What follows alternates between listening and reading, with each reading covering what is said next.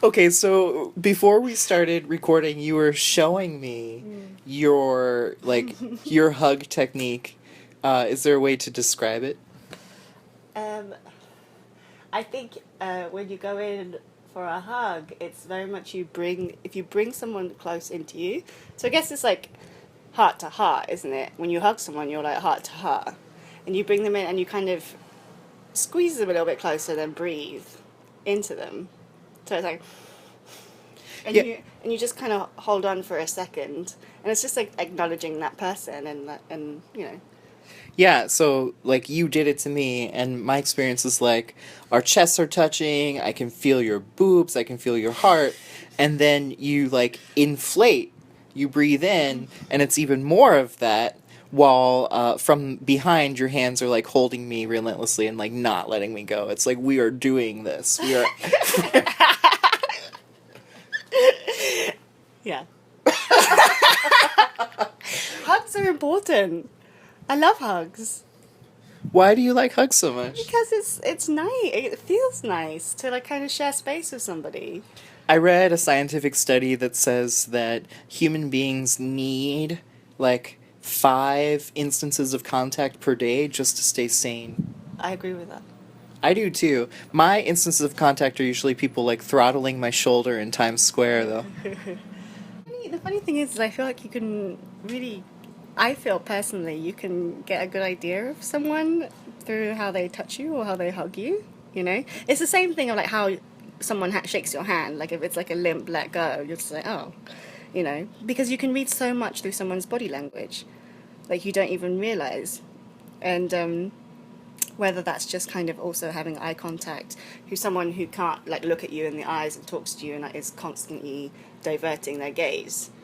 So I think hugging is just another way of doing that. Like if I go in for a hug and they're just like limp in my arms, and I'm like, oh, okay, maybe you don't want this. But you also have to read someone. You're reading someone and how they're interacting with you before you kind of hug them, because like you said, they might be really uncomfortable and not like, and you have to respect someone if they don't like physical contact, because a lot of people don't like physical contact, so sometimes maybe there's a tiny little dance around when you're meeting them, like if you're going to go in, if you're going to go in, or like just a smile or whatever. Yeah, so I'm starting to think based on what you're saying and what I'm realizing about myself that I don't like physical contact, but I crave it, if that makes sense. Yeah. It's sort of like on the subway where you might be in someone's armpit for like, 30 minutes solid and you can like put up that personal space, whereas in the bedroom that means you're just like, taking them in or whatever. Like there's so many different ways where the same gesture can mean any number of things. Oh yeah, but that's also how much you know that person. For example, if you're lying in bed with them and you're lying in their armpit, it means something completely different. It means a moment of intimacy, like you're sharing something, physical and beautiful, and you feel closeness. It depends on the situation and where you are and how much you respect or care or love that person. So, as you were talking, I think you used the phrase body language, which I love. And I was wondering if you could relate those two scenarios, right? The lover and the stranger and the armpit to the way that you approach making a portrait of someone. I think my art is quite intimate, and I know since I've started to make myself really vulnerable, and I want to invite people into those spaces with me, and that is the whole point of like creating physical contact with someone. It's not physical, like touching, but it's tangible in space. Do you know what I mean? Because you are holding space with that person, and they're derobed and it's vulnerable, and you're looking at them objectively as you put them onto a canvas or whatever. I totally see like massage therapy and body work as a different type of work, artwork. And through that, I'm like working with other people's bodies all the time, constantly, and you're going around and feeling and touching and trying to alleviate some kind of pain or relaxation or whatever. So through starting that is I definitely want to bring that into my work. I always joke that it's sort of like a Danny Coeyman painting is like getting therapy on a nude beach. Because part of it is the, like, mammalian, bohemian, like, I'm naked, the sun's on my dick, like, you know, like, yeah, I'm an animal. But then there's this other quality that painting brings of, like, being scrutinized. Yeah. And I think when you talk about trust, I think a lot about, like, how I respond to that person's vulnerability at first as, like, a physical nakedness, and then later as a psychological nakedness where they can feel me objectifying them in order to make them a picture, right? Like, I'm sort of squishing them into 2 dimensions and squinting and, like, measuring their body, and it can bring up a lot of insecurity about their body. You know, it's like, my feet are too big, my dick is too small, my boobs are too, you know, like, there's all this, my belly's too big.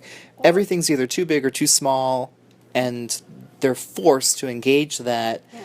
And out of that, because I care about them as human beings, and because I don't buy into that bullshit, and because I think they are truly beautiful, I want them to know that, like, I completely accept the fullness of who they are in that moment. Yeah. But I think if you communicate with them as well, you know, it's easier. For example, when I first started being a life model, like a drawing model, when I was at art school, everyone sees themselves differently as to other people see them. So you perceive your body in the way you look in the mirror, other people don't see you that way. Like, everyone has some element of body dysmorphia, right?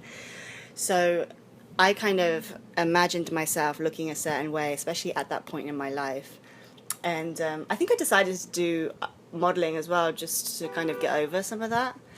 But when you are on break or at the end and you go look at how everyone has drawn you from different angles, it's it's such a crazy experience, because how other people perceive you through what they've created is exactly how you haven't seen yourself. When you're like, oh, my stomach isn't that rounded, I thought I was, like, really fat, and they've drawn me in this really gorgeous pose or whatever. And, you know, so, and I think another thing, that being drawn or being painted or whatever can be really therapeutic to the person that's modeling, because that person is taking time to, you know, focus on them and how they look and everything like that, and putting that onto paper or canvas, and, you know, that attention is focused on them. Yeah. And, you know, like I said, quite therapeutic. Yeah, that the quality of the attention in a lot of ways has to be, well, there's so many, like, I think of I've heard stories of Lucian Freud, who was so clinical and cold, and just kind of, like, you know, you just feel like meat or whatever. I don't know. Well, yeah, I mean, I think that's a case for a lot of people. I mean, I think you and me, when we are painting, we want to we have a more invested relationship with our model, you know, because we want the painting to tell a story, rather than just this person, sit here, be this way, I'm going to paint you, you know.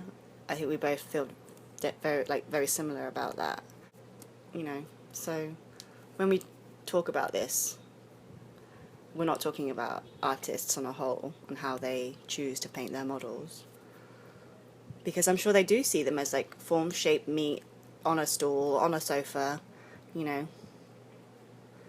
And I guess when I'm doing it, you have to do that throughout, because you're looking at the perspective and, you know, the composition, and everything like that. Balancing it out. Yeah, you have to look at that, of course. Design, harmony, color, balance, texture, form, shape, all of that language is in play. Yeah, absolutely. But then we can also have dialogue with that person.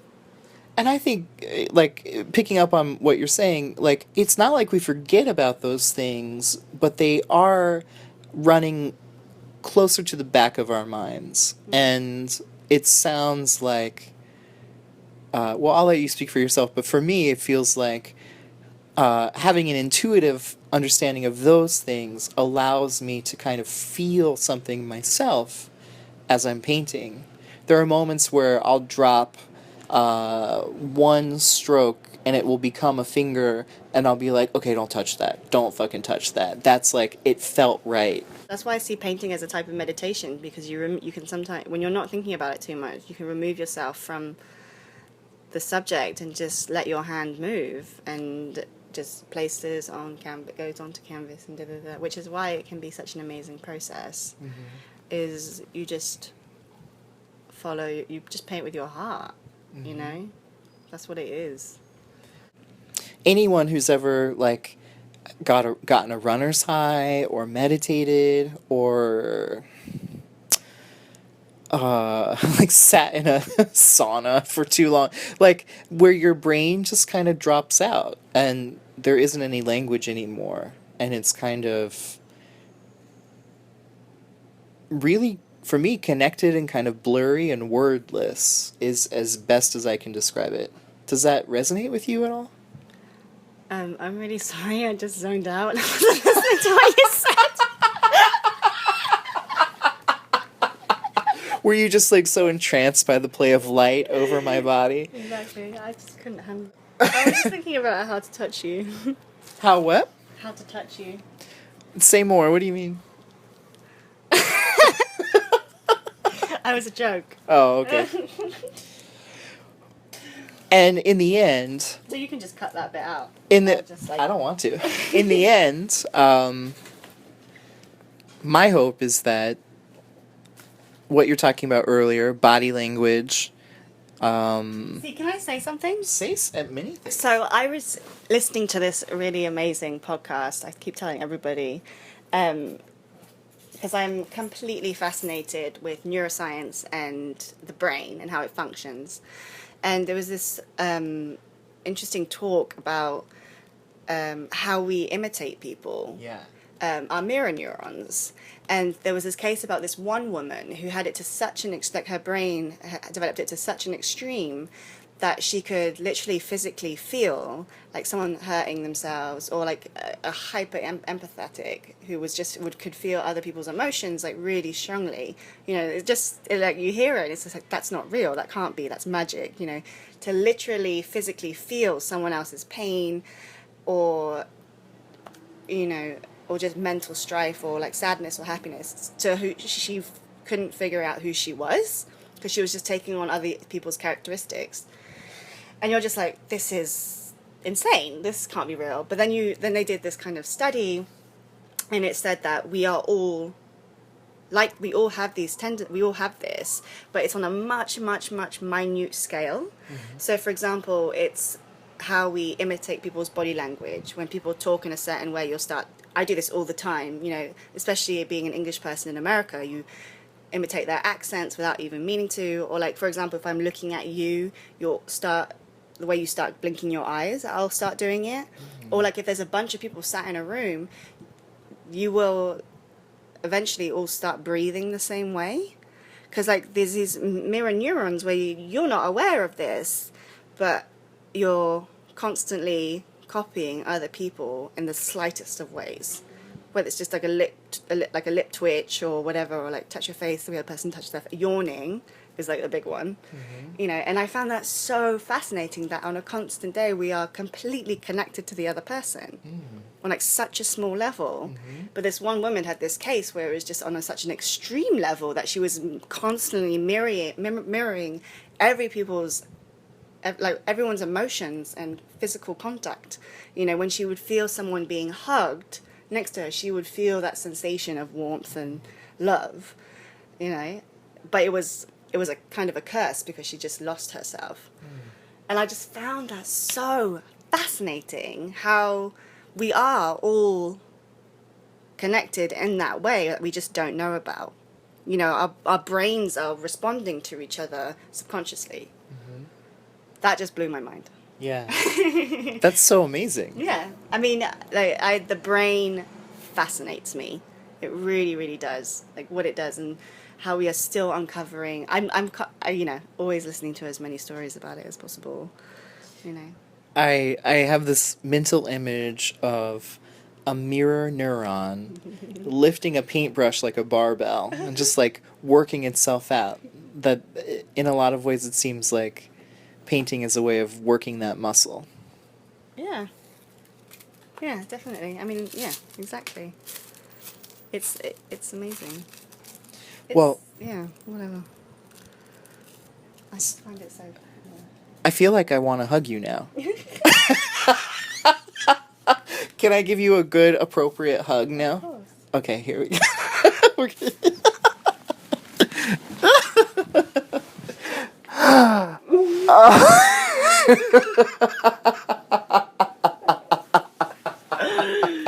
Thank you, Kate.